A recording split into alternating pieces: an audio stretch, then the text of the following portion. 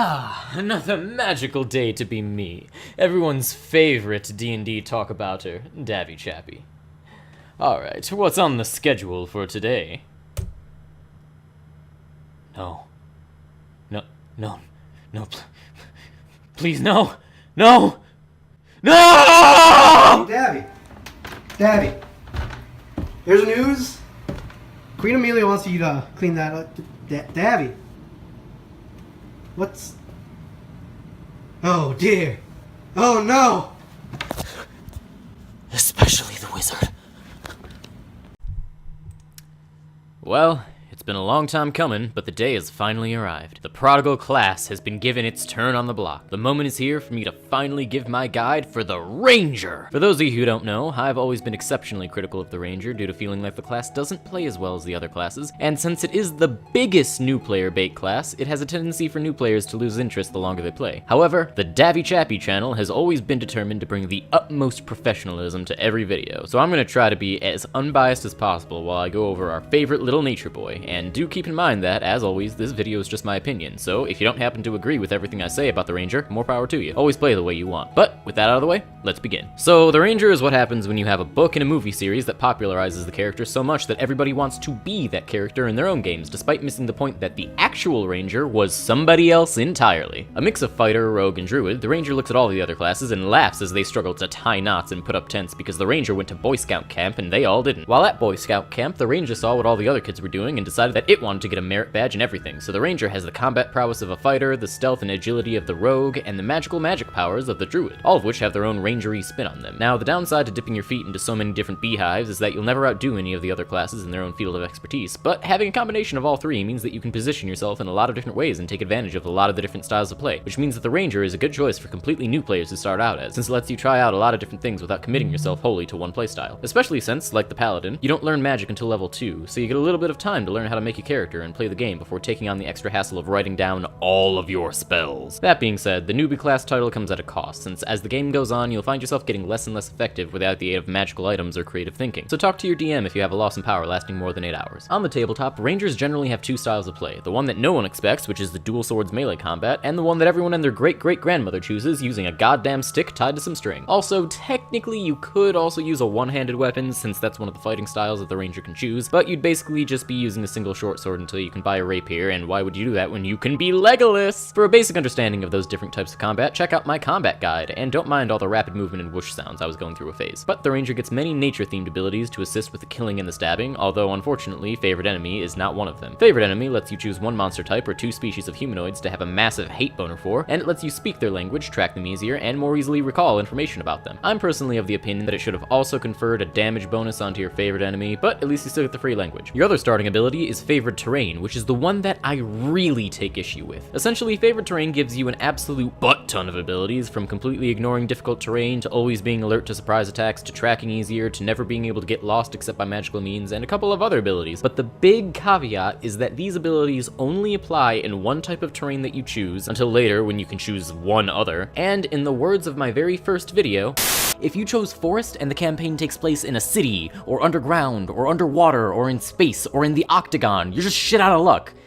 So yeah, I personally think that the favored terrain should be reworked to be less powerful but work everywhere. Or, alternatively, do what the Druid does, which is give the Ranger different bonuses based on their favored terrain that exemplify where they've trained, like having a climbing speed for the mountains, or ignoring difficult terrain in the forest, or ignoring the effects of extreme cold for the Arctic. Changing it like that would let the Ranger stay the survivalist type, but without crippling it the moment you introduce it to an area with too much grass. But, moving on from that huge side note about one ability, as you level up, you'll gain more abilities to help you be a survivor, from a fighting style so that you can murder hobo better, to primeval awareness, which lets you sense various monster types in exchange for a spell slot, an extra attack, the ability to completely ignore non-magical difficult terrain and gain advantage against resisting magical difficult terrain, being able to spend a minute of prep time in order to blend yourself in with the forest, being able to hide as a bonus action and leave no trail, gaining blind sense, and finally, at level 20, you can add your wisdom modifier to your damage against favorite enemies once per turn, because that's something that you needed to wait until level 20 to do. All of these abilities give you enough utility to move around wherever you want to get the best angle, and at later levels, they make your aptitude for surprise attacks much more accessible. accessible. Really, the Ranger plays a lot like a fighter that moves around a bit more, although it would behoove me to acknowledge the Ranger's magic, because while most of them are basic utility and healing, the Hunter's Mark spell is practically essential for the Ranger to make an impact on the game, since it adds 1d6 damage to all of your attacks, and it moves to a different person whenever you kill your current target. Seriously, it's very useful. If you're picking out spells and you're thinking about whether or not you should get Hunter's Mark, the answer is, was, and forever will be yes. But the Ranger has many more fantastical abilities to keep its relationship with nature strong, and those come packaged in the form of its archetypes, here called archetypes.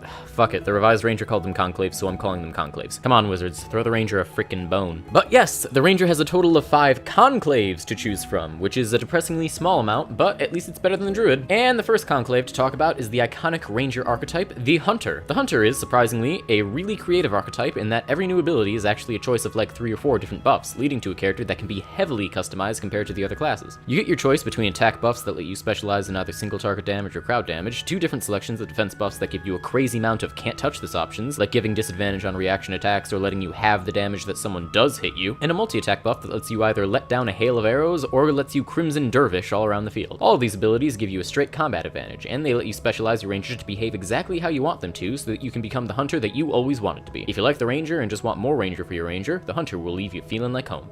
On the Ranger. Okay, so I didn't want to complain super hard on the Ranger out of courtesy for the people who actually enjoy playing the class, but I'd lose my DM critic license if I didn't denounce the Beastmaster archetype as being absolutely atrocious as a subclass. The Beastmaster, as its name implies, was meant to be the animal companion archetype for the Ranger, and it honestly bothers me so much that it just doesn't work. Your animal companion can be a beast of challenge rating 1/4 or less, it has health equal to 4 times your Ranger level, and it takes actions on your turn. Moving around is completely free, but getting you to do anything else is an action that costs you the action. Not even a bonus action, an action. So if you want it to attack, dodge, dash, disengage, whatever, you have to make peace with the fact that you are going to be doing nothing on that turn until you gain the extra attack feature, at which point both of you can attack once. But until that point, congratulations, you are no longer playing Dungeons & Dragons, you're playing Pokemon. As you level up, you gain the ability to command your beast as a bonus action. As long as the command isn't an attack, you can have the beast making 2 attack actions instead of 1, and you can give the spell effects that you cast on yourself to your beast as well. Oh, and don't worry about losing your animal, which you will, because your companion gains health like a wizard, because you'll just have to spend a full 8 hours walking through the tall grass until you find a new animal companion with a high enough LV rating that will actually get in the goddamn ball.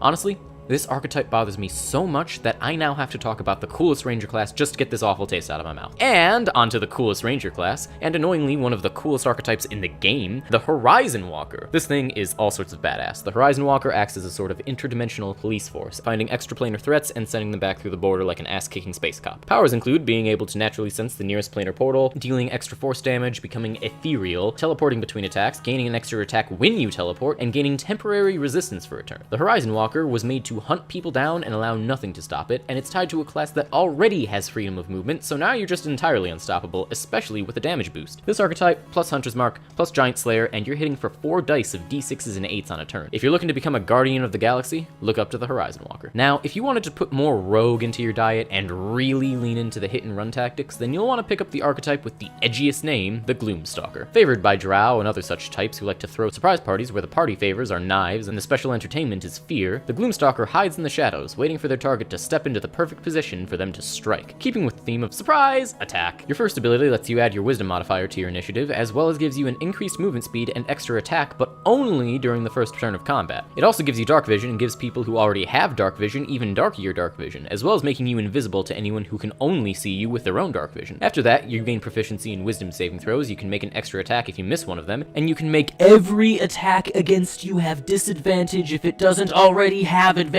which, if my exaggerated voice didn't imply, is absolutely ridiculous. This archetype is perfect for finishing quickly, but it starts to lose its potency if it keeps going for too long, meaning it wants to finish and pull out before anybody else is satisfied. If that's the sort of relationship you want with your enemies, then the Gloom Stalker is the dick for you. And finally, if you want to be a real dick to your enemies, then the Monster Slayer is your favorite archetype. Despite the name, the Monster Slayer is good at kicking anybody's ass, not just monsters, and it does so by singling out one specific person in the pack and telling them about how hard it's gonna slay them. To start with, the Monster Hunter can scan their opponent to see if it has any resistance weaknesses or vulnerabilities, and it gets to know what they are. You also get the ability to do extra damage to one specific opponent for short rest, which eventually evolves into gaining bonuses against their saving throw abilities and grapple attacks, before eventually achieving its final form by letting you counter their saving throw attack with your own attack first, and you automatically pass the saving throw if you hit them. You can also deny somebody else's spell or teleport once per short rest. Now, this archetype would be good, but the fact of the matter is that most of your abilities are tied to the targeting power, and that power only works on one person, and you can only use it once per short rest. Meaning, once you use it, you've got to wait until the next short rest just to gain your archetype benefits again. The same goes for the magic stopper. It would make more sense if the power could be used an equal amount of times to your wisdom modifier, like the scan ability, but it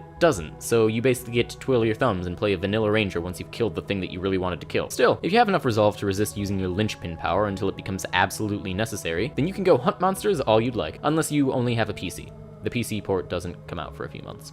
But that'll about do it. I hope you enjoyed this video. Leave a like and comment if you did, and maybe subscribe if you want to be a cool dude. Also, if you want to stay up to date on all of your Davvy news, I keep a link to my Discord in the description below. But yeah, Davvy out.